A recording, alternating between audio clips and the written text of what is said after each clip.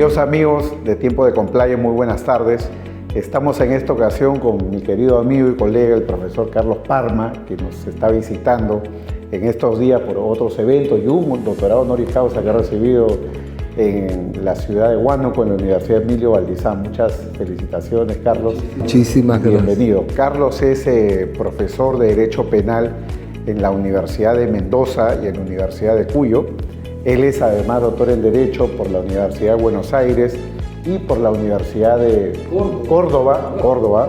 Y además tienes tu maestría en España, eres juez de Cámara Provincial. Sí, señor. Tienes 30 años de juez, 16 de abogado y bueno, muchos de docencia, ¿no? Hasta estos días. Una vida. Esperemos que sean muchísimos más. Una vida. Carlos, muchas gracias por tu visita. No, el honor de estar acá, realmente muy alto. Muchas gracias. Y vamos a hablar de un tema que para muchos resulta nuevo, que es el tema relativo a la neurociencia, ¿no? La neurociencia, como sabemos, es, digamos, un área de especialización que no es de derecho, sin duda, más bien es vinculado al tema de las ciencias médicas, donde uno de los factores importantes es el estudio de las imágenes y, digamos, el efecto que se pueda tener en los diagnósticos, tratamientos, predicciones, etc. La pregunta, Carlos, simple y directa: ¿cómo vincula esto al derecho penal? ¿Dónde están los puntos de influencia de la neurociencia en el derecho penal? Básicamente a nivel de la culpabilidad, a nivel de lo que es la valoración o determinación de enfermedades mentales, para ver si una persona es inimputable o ha dejado de serlo. Bueno, en primer lugar, las neurociencias han venido para quedarse. Es decir, esto no se va a ir y se va a quedar. En segundo lugar, el tema de las neurociencias ahora se ha tornado transversal. Es decir, lo que antes era una cuestión médica, hoy pasa a existir neurociencia en la arquitectura, neurociencia en el comercio, neurociencia en la psicología, neurociencia, es decir, en el marketing, el neuromarketing. Es decir, que las neurociencias en realidad, al tener que ver y estar muy relacionado con la toma de decisión, empieza a tener mucha fuerza en otras disciplinas, abrevan de la neurociencia. Y en tercer lugar, que hay que decir, es que la misma OEA, una resolución que saca en agosto del año pasado, es decir, que es bastante nueva, manda a los gobiernos a estudiar neurociencia, a dar neurociencia como políticas públicas y como política académica también, para enseñar esto. Es decir, que atrás de esto hay un mensaje: las neurociencias se van a quedar y las neurociencias están hechas para el futuro. ¿Cómo impacta en el derecho penal? Que sería esta la pregunta central. Nosotros lo hemos conocido y tenemos en el imaginario colectivo de Durkheim, está de que las neurociencias para lo único que serviría sería para la inimputabilidad o lo que nosotros estudiamos en emoción violenta, ¿cierto? Que era importante para ver el hipotálamo, cómo reaccionaba, etcétera, etcétera, o si cupiere algo relacionado con el sistema penitenciario. Ahora, como las neurociencias tienen un muy fuerte impacto en esto que has anticipado, que son las imágenes, ya aquella vieja leyenda del hombroso que había abrevado en Gall, en la frenología de Gall, ha quedado en desuso. Es decir, no puede decirse que la neurociencia es el cadáver insepulto del hombroso, que está volviendo. Sería una barbaridad pensar eso. Y sería una barbaridad porque las neurociencias, es decir, el hombroso andaba con 1 centímetro, midiendo una protuberancia en el lóbulo frontal y no algunas otras cosas más que no las voy a decir porque me voy a autodescribir, digamos, para evitar esto, las neurociencias ahora miran adentro, ya no están mirando afuera, miran adentro, es decir, escanean, hay un escáner transcraneal, trabajan con positrones, es decir, el TAC, la tomografía computada, es decir, las cosas que estamos viendo en la medicina moderna. Pero ahora, ya mirando qué, que esta sería la gran pregunta. Ahí se estudia mucho los centros de agresión que en realidad son 6, pero hay 2 que son muy conocidos, el hipotálamo y la amígdala, que obviamente pertenecen al sistema límbico, que es el sistema más antiguo que tiene el ser humano, es decir, el cerebro reptilíneo que se llamaba, antiquísimo.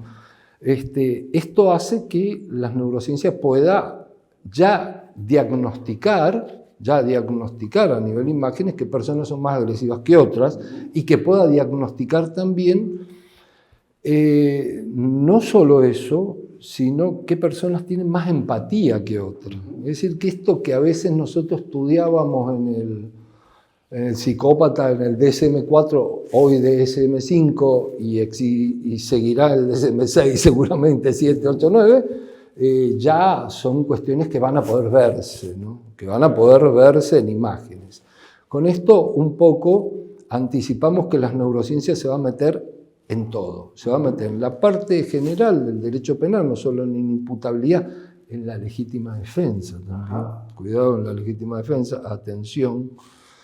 Se va a meter en la parte especial, como ya estuvo en la emoción violenta, y se va a meter porque en algún momento vamos a tener que estudiar el cerebro de los corruptos, porque hay un libro que se llama El cerebro de los corruptos, pero no toca esto, pero yo trato de decir, el cerebro del corrupto tiene miopía de futuro y trabaja especialmente en lo que trabaja las neuronas, la recompensa. Claro, y Carlos, si partimos de este dato científico, que es un dato, digamos, fáctico, que se puede ver, fenomenológico, sí. ¿Cómo impacta eso en ya las categorías del derecho penal, desde el punto de vista normativo? Tú que eres un crítico del excesivo normativismo al derecho penal, claro. Este sustrato fáctico entonces impacta en la propia definición, por ejemplo, de lo que es la culpabilidad. Sí, claro, la culpabilidad. La culpabilidad entonces tiene que ser apreciada no solo en sentido normativo, sino también apreciada en un sentido fáctico. Va a golpear ahí y va a golpear en la antijuricidad también, en lo que está prohibido y no está prohibido, es decir, en la comprensión de la antijuricidad. Yo creo que va a golpear ahí muy fuertemente. De ahí se va a poder saber mucho. El tema es que la teoría del delito tiene varias etapas. Y en cierta medida se ha agotado en un punto a esta conversación siempre recurrente, la ubicación intrasistemática del dolo, siempre de nuevo, volviendo sobre lo mismo. Y estamos viviendo un mundo que, como dice Byung-Chul Han, el joven de hoy es amo y esclavo de sí mismo. Es decir, el joven de hoy apela al statak, o sea, apela a tener un teléfono en la mano y que el teléfono forme parte del mismo. Es decir, no hay un esquema de reflexión. En el libro No Cosas, Byung-Chul Han, y en un libro mucho más lindo y más hermoso, El aroma del tiempo, escribe la necesidad de reflexionar, es decir, no estamos reflexionando. Entonces, la teoría del delito con el funcionalismo también advirtió esto y dijo, bueno, mejor escapemos de aquí y vamos a lo concreto, a lo que soluciona problemas, y se transformó un dolo que parecería que ahora el dolo es un dolo normativista, digamos, que lo único que busca es que si se ha creado un riesgo que no está permitido y más o menos se tiene conciencia de eso, bueno, hasta ahí habría, a tal punto que se pide la conciencia o el conocimiento, pero no la voluntad, ¿cierto? Que eran las grandes discusiones que había con el finalismo. Y la neurociencia ahora lo que sí va a hacer es una apuesta muy fuerte, porque si los trabajos neurocientíficos empiezan a tener efecto, desarrollarse, tener como están en este momento, ¿qué va a pasar con la libertad? Ese es el tema, porque la mitad de los neurocientíficos dice que no somos libres, es decir, hay una línea dura con Roth, Singer, Prince, que en realidad dicen no somos libres, somos esclavos de nuestras neuronas. O sea, con lo cual podríamos, digamos, poner en tela de juicio el propio concepto de culpabilidad, en términos de, digamos, hasta cierto punto podría volverse a la discusión en torno al libre albedrío. Y dime, y si partimos de eso, si partimos y volvemos a la vieja discusión en torno al libre albedrío, desde el punto de vista neurocientífico, ¿no? ¿Cómo debiera de funcionar ya en la práctica, tú que eres además juez, la prueba pericial, ¿no? Porque hablando también en concreto, en muchos lugares no necesariamente existe todavía la tecnología veo que... como para poder, digamos, avanzar hacia este tipo de estudios que puedan aterrizar en un proceso penal. Claro, lo que pasa es que esa pregunta va a ser, eso más que una pregunta tuya, es una reflexión. Aparece la prueba pericial y se acabó, digamos en términos sencillos, se acabó el partido. Porque, es decir, los jueces se van a tener que transformar en neuroimanólogos, interpretar imágenes. Pero a esa altura no van a haber jueces. Cuando esto ocurra van a haber robots. Entonces, porque también por otro lado, en forma paralela, la inteligencia artificial ya está instalada. Tenemos autos inteligentes, casa inteligente, reloj inteligente, no sé por qué no tenemos una justicia inteligente. Entonces, en paralelo va a estar eso y en paralelo va a estar esto otro. Ahora, cuando las periciales digan, este señor no va, o este señor es un delincuente, porque acá hay que discutir otra cosa, ¿no? ¿El delincuente nace o se hace? Esto la neurociencia lo está discutiendo, una vieja discusión, pero lo está discutiendo. ¿Qué es lo que va a pasar? El robot, digamos, o el que esté en ese momento, no quiero, yo ya parezco Fukuyama, pero no quiero serlo, ese robot va a dictar una pena. ¿Cómo van a ser las penas? Este sería el tema. Yo creo que cuando las neurociencias ya en un futuro lejano estén instaladas, no van a existir las cárceles. O sea, la gente va a hablar de las cárceles como algo que ocurrió en el siglo XXI. Al principio había cárceles. O sea, por eso se va a solucionar con una pastilla. O sea, ¿tú crees claro, le van a decir, el fulano de tal, usted cometió el delito tal, tome la pastilla número 348-258 y listo, y váyase a su casa o que alguien se lo lleve. ¿Tú crees que la evolución de la relación entre neurociencia y derecho penal podría llevarnos a anticipar una conducta delictiva? ¿Tú crees que ese desarrollo se podría llegar como una suerte, digamos, de las famosas medidas predelictuales, ¿no? Qué bueno sería, pero no sé. Tanto no he llegado a esa pregunta la vieja película, ¿no? La vieja película, Report, ¿no? Muy bien hecho, claro, muy bien hecho. Esa película me la recomendó Elías Neumann, un grandísimo penalista argentino, ¿no? Fallecido hace muchos años, muy famoso además. Elías Neumann me dijo, tienes que ver esa película, parecería que sí, pero no sé si van a poder... es que va a ser todo, hay mucho dinero destinado acá y mucha investigación. La investigación más fuerte en este momento, la que yo estoy viendo que más está trabajándose y que más va a tener que ver con el derecho penal, va a tener que ver con el derecho procesal penal. Están trabajando el tema, y sobre todo en España, sobre la memoria. Nosotros sabemos que tenemos una memoria implícita y una memoria explícita. Y esta memoria explícita es una memoria que se desarrolla por un lado y también hay una memoria emocional que se llama, que está entre lo implícito y lo explícito. Y eso es lo que te quería preguntar. ¿Cómo afecta esto a la llamada psicología del testimonio? Es que el estudio está mirado para ubicar un escáner, o sea, con diversas colocaciones en el cerebro, y ponerle por ejemplo, día 28 de abril del año 2014 a las 16 horas. Y va a aparecer una imagen de lo que le pasó a ese sujeto, que es probable que el sujeto no sepa que vio eso, porque hay que entender que la memoria es lo último que vos te acuerdas, pero no es la memoria de lo que viste. No es una reproducción matemática de lo que pasó. Se mete y se saca. Cada vez que nosotros recordamos algo, volvemos a agregar, porque la memoria tampoco es marmoria. Es como las neuronas, es plástica. Entonces, todas las veces que recordamos, le agregamos algo o le colocamos algo y lo volvemos a guardar. Y lo volvemos a sacar, pero ¿de qué nos acordamos? De lo último que nosotros, ese es el último dato que tuvimos.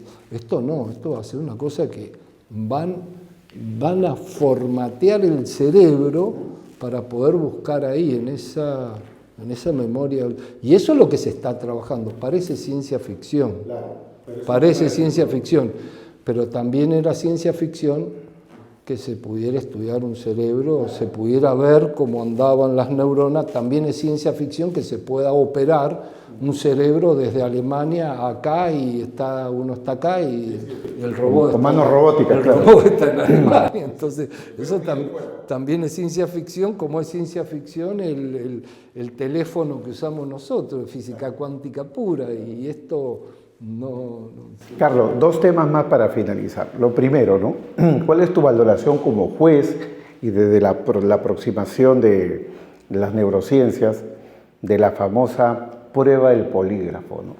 Porque en algunos países se ha vendido un poco esto como una herramienta de compliance, por ejemplo, en las empresas de seguridad o en los cuerpos de seguridad como la policía, la DEA, para ver si una persona tiene tendencia a mentir o a ser deshonesta. ¿Qué opinas tú de eso? Fue resuelto, bueno, primero hay que como aclarar que esta prueba del polígrafo o detector de mentiras, para que la gente entienda un poco mejor o nos entendamos, nos pongamos fue resuelto también en Estados Unidos con las reglas de Frie que se dictaminaron, la misma Corte de Estados Unidos dictaminó como una cosa no viable, porque en realidad no daba la certeza, es decir, se podía burlar, el sujeto podía burlar el proceso que hacía a la circulación sanguínea.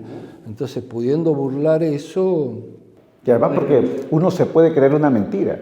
Yo recuerdo que el día de ayer estaba vestido de negro cuando en verdad estaba de plomo. Pero totalmente. Y si me dicen, usted estaba de plomo, no, yo digo, no estaba de plomo porque tengo un recuerdo y no va a haber ninguna fluctuación sanguínea. Totalmente. Este importante educador Piaget, que fue el hombre básico de la educación del siglo XX, él siempre relataba que contaba su anécdota con la delincuencia, porque a la ama de llaves de él, estando paseando por los Champs-Élysées, cuando él era muy chico, le arrebataron un collar.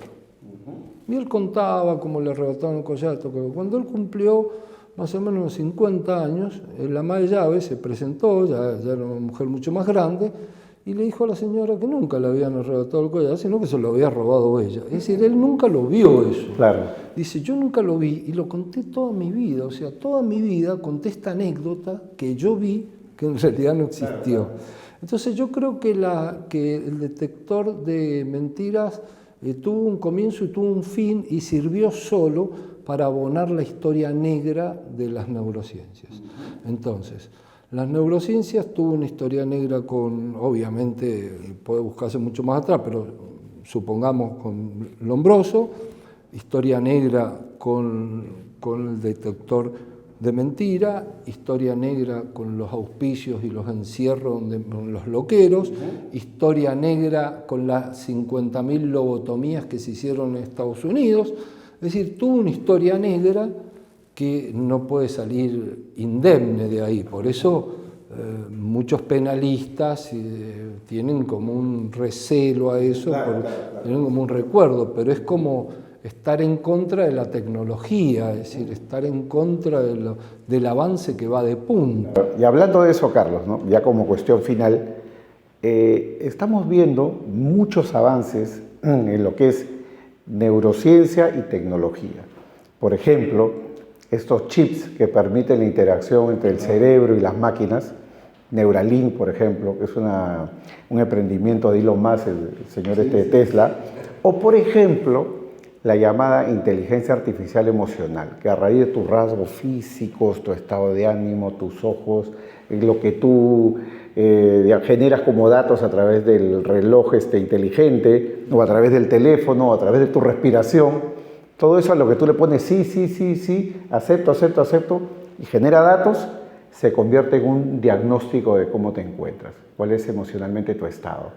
¿Crees tú, y esa es la pregunta, ¿no?, que frente a esta irrupción de la tecnología, dentro de lo que pueda significar nuestra propia intimidad mental, debería de merecer ya una regulación, como está pasando en Chile, donde se aprobó una reforma el año pasado de la Constitución, o en España a nivel de soft law con la Carta de Derechos Digitales, que en el principio 26 trae una serie de lo que denominan ahora los neuroderechos. ¿Tú crees que es necesario adelantarnos o hay que esperar a ver cómo evoluciona este impacto? Hay que adelantarse mucho, porque ya está. Es decir, esto que Harari nos comentaba de colocarse un chip, de que van a existir los ciber, o sea, ya todos sabemos que nosotros estamos hablando acá, pero Google también sabe que estamos Google también lo sabe acá. perfectamente, sí. Ya lo saben perfectamente, sí. Porque la física cuántica da para todo. Y en cierta medida, esta es la queja que hace este filósofo Byung-Chul Han en la sociedad de rendimiento. Dice, estamos tan... bueno, él tiene un libro que se llama Infocracia, que creo que es el último que saca. Son todos libritos pequeñitos que saca, así que es un autor que se puede leer muy fácil. En Infocracia dice, manejan y destruyen la democracia a través de los teléfonos, es decir, porque esa inteligencia artificial tiene un apego a uno y después todo lo que se multiplica a través de ahí, ¿no? Porque a través de Google, Facebook, etcétera, se va ramificando. Dice, tiene un apego tal uno que uno no puede desprenderse, forma parte del cuerpo de uno que ya está viejo, más de los niños, o sea, los niños que vienen van a tener los dedos más largos, van a estar más encorvados, es decir, esto ya está como claro que va a venir así, o sea, ante ese mundo en el cual nadie le preguntaría a dónde queda la calle Belaúnde al 200 a nadie, sino que miraría a Google y que lo lleve, él cree más en eso que en el señor que vive en la esquina, y esto evidentemente hace que una cultura nueva venga. ¿Cómo hacer para llegar a eso y detener este avance? La verdad que me desborda, porque si no uno habla estas cosas parece ciencia ficción, y no lo es. Sí, es necesario cuidar la intimidad. Y estar un paso por delante con la regulación, ¿no? Que es un tema finalmente también de compliance, porque estamos hablando de prevención de atentados contra lo que podríamos llamar la privacidad mental, ¿no? Dios quiera que el mundo vaya hacia el compliance, porque en realidad el compliance no deja de ser, en el fondo de la cuestión, la imperiosa necesidad de un mundo mejor.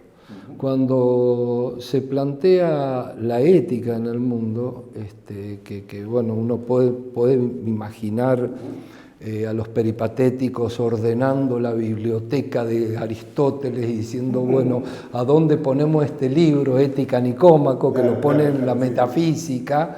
En realidad le hicieron un bien y hicieron un mal, porque dejaron como un concepto de que la ética para lo único era como una cosa etérea, y no lo es. O sea, la fuerza de la ética es muy grande y el compliance la recibe. Sería la única institución fuerte de este momento, en el siglo XXI, 2021, que recibe a la ética, y piensa que a través de la ética se puede hacer un mundo mejor. Y a mí, que me gusta mucho Kant, que soy un fana de Kant, puedo decir que sí, obrar correctamente es en definitiva lo que puede hacer que nos salve, un poco como dice Kant. Obra de tal manera que tu obrar se constituya en una máxima universal. Un gran imperativo categórico, ¿no? Que creo que es un norte para los que trabajamos en compliance y en derecho penal, y más para personas como tú, que además de profesor, docente, eres juez, ¿no? Tienes que decidir día a día. Además, muy lindo, Carlos, porque decir que uno quiere un mundo bueno, que uno quiere un mundo justo, que uno quiere un mundo correcto, es muy lindo, y tan lindo es que termina siendo, y con esto, perdón que concluya, por favor, termina siendo un buen negocio. Digo negocio en el sentido porque todo el mundo habla de negocio. Hoy no se habla de otra cosa que no sea negocio. Pero ser una buena persona termina siendo un buen negocio. Claro, por supuesto que sí. Porque en definitiva también hay que pensar de que a uno no siempre le va a ir bien y le puede ir mal. Pero si es una buena persona y le va mal, van a haber miles de personas que vengan a darle una mano. Exactamente. No va a ocurrir al revés. Entonces, esto de Kant es maravilloso. Si uno obra así, con el deber, dice Kant, es libre. Si no, no es libre. Excelente. Carlos, muchísimas gracias No, nuevamente gracias por tu visita y tu participación. Gracias a usted, me ha encantado, espero haber sido Sí, no, todo útil. extraordinario. Y amigos, será en otra oportunidad que sigamos en Tiempo de Compliance. Muy buenas tardes.